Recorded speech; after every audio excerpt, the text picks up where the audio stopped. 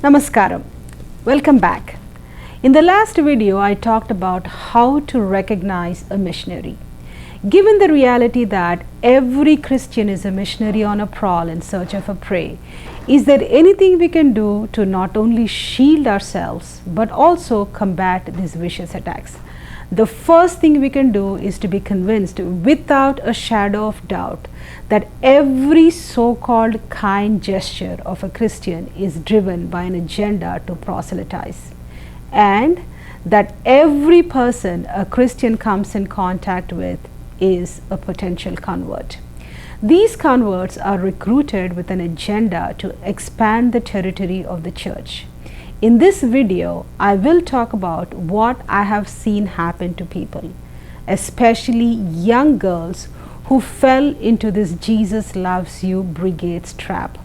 Some of the details that I'm going to share now are about real people with whom I have interacted with at different levels at different times.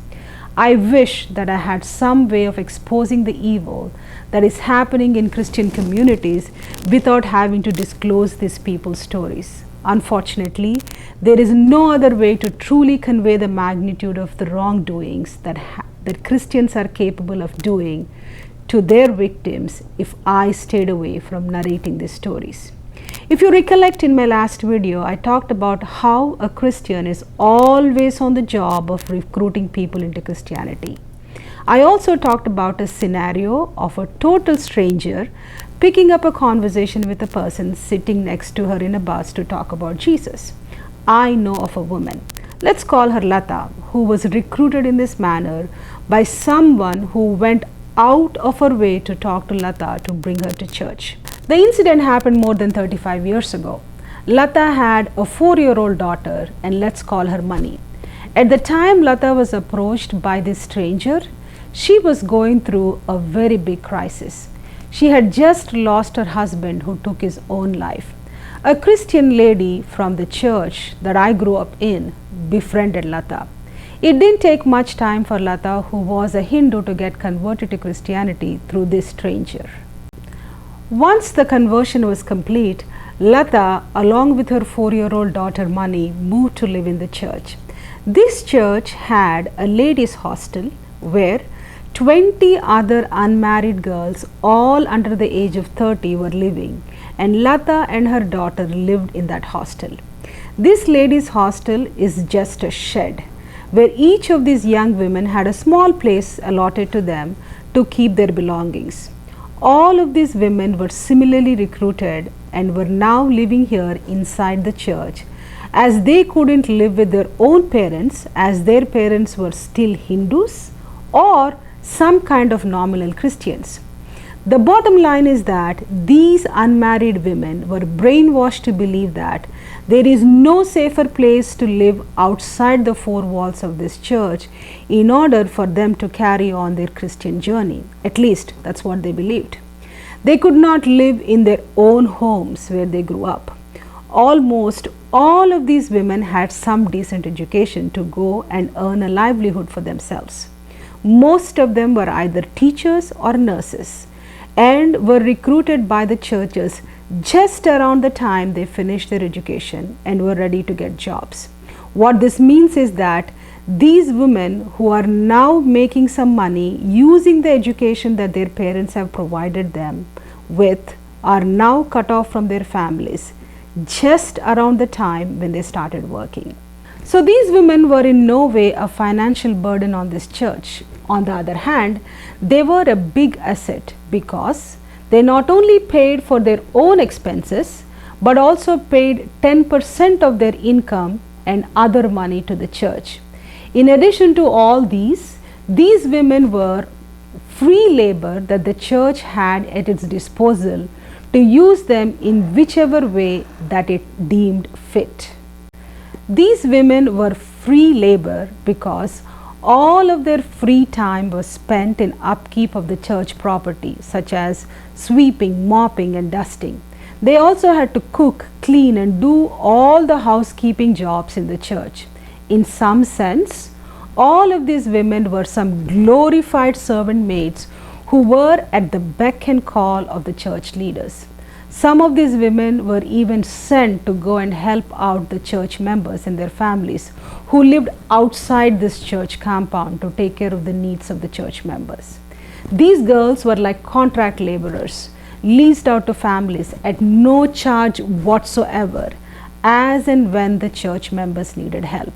Bear in mind that some of these young women did come from wealthy Hindu families and were sitting in this church doing these menial jobs while duping themselves that all of what they're now doing is God's work. Lata was one such. While she was in the transition of moving into this church compound, we happened to go visit Lata's home. I distinctly remember that visit as it was the first time I visited a poultry farm. Yes, Lata was a wealthy woman and her family owned this farm that was on a sprawling ground with a decent sized house on the same property. Lata was also an educated woman who had done her diploma course that could have easily fetched her a decent job. Lata was a strikingly beautiful woman as well. What Lata needed was a little nudge to get over the hump to become self-sufficient, to support herself and her daughter, which I'm sure is what she expected the church to do. But the church had its own agenda in giving shelter to this woman and her daughter. Once inside the church compound, Lata had to toe the line and do what the church wanted her to do. Within no time, she became the main cook and a kitchen manager in that church compound, and that was her full-time job. I would see her quite often in the markets and on the roads with a basket in her hand, buying and carrying vegetables and other supplies for the kitchen that she managed inside the church compound. The food made in this church compound kitchen not only fed the pastor and his family, but also fed all the church delegates who visited the church from time to time. I would sometimes see her late in the night sitting in front of the grindstone, grinding big batches of batter. The reason I share these minute details about Lata is for you to get an idea of how much time this mother got to spend with her only daughter that she dragged into this church along with her, with a firm conviction and belief that the church compound is going to be the safest place on earth for her and her daughter. Yet, this unfortunate lady did not even have time to take care of her only child, as she was so consumed with doing God's work, which in her case was being the cook who made exotic food for God's servants. Within a few years of moving into the church compound, Lata lost her only daughter. What started as a simple leg pain for her daughter, who was 12 years old at the time, ended up taking the child's life away. A delay in diagnosis and a timely treatment for some kind of a disease involving the spinal cord of the child eventually paralyzed her neck down. After a prolonged struggle, the child died at the age of 13. While it was a personal tragedy for Lata, whose only child life ended abruptly, the church now won a full-time maid and nanny. Lata had no limitations whatsoever, as she was now a free bird with no personal responsibilities or obligations. Within a few years of her daughter's passing, Lata was packed off from Hyderabad and was moved to some place in northeast India, where this church was getting ready to set up an empire. She was sent there along with a young lady who took up a job in a college as a lecturer. Lata doubled up both as a caretaker and a housemaid for this lecturer. Incidentally, this young lecturer had some serious health complications which got precipitated during her stay in the northeast India, and within few years of shifting and living there, the young lecturer herself died. Lata, who was this lecturer's housekeeper, was up again for grabs to move on to her next assignment. Lata's story did not end there, as there was one other big job waiting for her. This assignment was slightly different than her earlier jobs. The biggest use of Lata came a few years later, when the church's first family decided to get rid of the pastor who built a branch of this church in Hyderabad from ground up. Just like we have first family in politics, there are also first families in churches. These are usually the members of the families that founded a church. For them, Running of a church is like running a family business that needs to be closely monitored and controlled. This particular church's founding family used one trick consistently anytime it decided to cut to size and expel a long-time worker. They called him an evangelist. This particular evangelist in Hyderabad built this branch of the church in Hyderabad from nothing. In some 20 odd years, the evangelist not only had 2000 plus strong crowd, but also managed to raise enough money to build a permanent structure on a prime property in one of the affluent areas of Hyderabad. When the first family targets a person, the trick they use is to accuse the person of sexual misbehavior. The first family was now employing this dirty trick to get rid of the local pastor in Hyderabad. The reason? He was getting to become too popular, and the first family saw him as a threat. The family didn't have to look far to frame this local pastor. It had a whole army of women who could be put to use to wage this war. Lata and the many women who ever lived in that church compound were puppets who were at the beck and call of the first family to malign the evangelist. It was not enough for these church leaders to get confessions out of the present inmates of the hostel. They also went back to every woman who lived in that ladies' hostel to launch this maligning campaign. Many of these women were married by then and had growing children. Some of them still lived in Hyderabad while others were sent out to different places around the country to build this church's empire. Some lived out of the country. Distance didn't matter when first family needed to get something done. All of these women were just a call away and were systematically put to work. This time the work was rather simple, and all that they had to do was to talk to the first family members and tell them as to how the church pastor in Hyderabad misbehaved with them. Lata, the unhinged one, was perhaps the first in line to be put to use to do this dirty work. Once these so-called confessions were extracted, all hell was let loose in that church. The evangelist was forced out. While the first family got what it wanted, all of these women were now on their own to fight their own battles. They had to come up with their own justifications as to why they did not open their mouths about all of these alleged sexual misbehaving until now. Many of these women, seeing that they were conned into making these confessions, tried to do some damage control, but the verdict was already out and the damage was done to the pastor and his family. Juicy stories of the pastor's alleged sexual misbehavior became talk of the town. All the growing children in that church got to hear all these porn stories that were now broadcast from church pulpits as part of church sermons. The tragedy was most of the women the pastors talked about in their sermons were the mothers of these growing children in that church. I shudder to even imagine what those women went through. A person like Lata was scorned, shamed and taunted by the holier than thou crowd, who gossiped endlessly that some of these women who were part of this confession gang may all have had some secret affairs while living in this church compound. Especially given her good looks, the chances of a beautiful lady like Lata staying away from indulging in carnal pleasures seemed rather unlikely to many church saints who got promoted to become judges and moral policemen when this mudslinging campaign was underway in full force. This is not the story of just one Lata. This pretty much is the story of many women whose lives have turned into living hells. Just like Lata, they all live in a delusion that their reward is in heaven.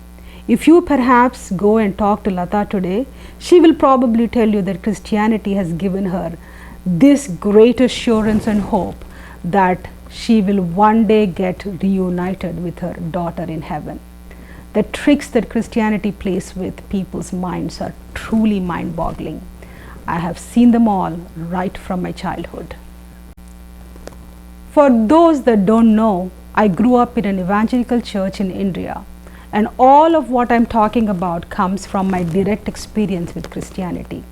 When I talk about some of these things, many Christians become upset and go as far as to dismiss my Christian experience, claiming that it was an outlier and an inaccurate representation of true Christianity.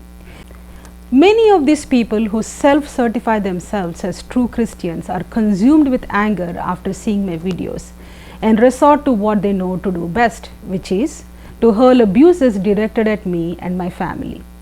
I thought I will mention this. No amount of taunting is going to stop me.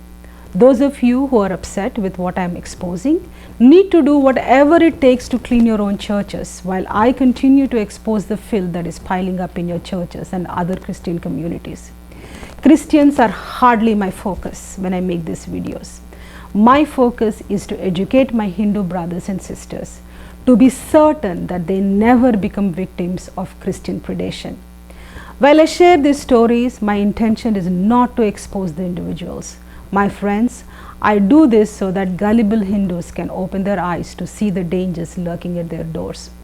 The systemic evils of the church are part of a much bigger agenda that many people cannot even comprehend. The vicious attacks of Christians on our dharma is multi-pronged. On one hand, they are actively working to break away people from their Hindu families and relatives. On the other hand, they are also building Christian families. What many don't realize is that these individuals who are separated from their families, culture, heritage, and ancestral roots are now reconfigured to build Christian communities. These newly built communities of Christians are engineered to do pretty much anything the church leaders want to accomplish, starting from organizing a protest to shut down an infrastructure project that is in the interest of the nation to demanding that they be allowed to carve out their own Christian country out of Bharat like it is happening in Nagaland. Christians are not just breaking our Hindu families, but are also building families and communities with individuals that they manage to convert to Christianity. The families that are built by the church imbibe a whole different value system that is both alien and at odds with family and societal values that are intertwined with our dharma and its rich culture. Their attack is on the building blocks of our society, and that is our families. Now you might ask how these vicious agendas of the church are accomplished using Christian teachings from the Bible. How does church manage to break away individuals from their families? What theology does church use to alienate individuals from their families to such an extent that these converted Christians start hating their own family members? This Bible verse sums it all up. This is Luke 14, chapter 14, verses 25 and 26. It reads like this. Large crowds were traveling with Jesus, and turning to them, he, as in Jesus, said, If anyone comes to me and does not hate father and mother, wife and children, brothers and sisters, yes, even their own life, such a person cannot be my disciple. These words are straight from the horse's mouth. None other than the very Jesus uttered these words. To hate one's own family was a call given by Jesus, as it is recorded in the Bible. This command of Jesus gives the doctrinal basis to train the new converts to hate everything about their families. It is not just poverty that makes people perpetually vulnerable. Deaths, prolonged sicknesses, troubles in professional and domestic lives, failures in examinations are all the things that can make people vulnerable at a time they're going through a rough phase. If you sense that if your relatives, friends, co-workers, and anybody with whom you have any personal connection is going through a rough time, extend your help in any way possible. And this will surely keep these vultures at bay. Remember that it is not just financial help that people need to get over a crisis. All they need is a shoulder to lean on till they get back on their feet. If you can lend your shoulder just for a little bit to a friend or a relative in need, please do not hesitate to do so.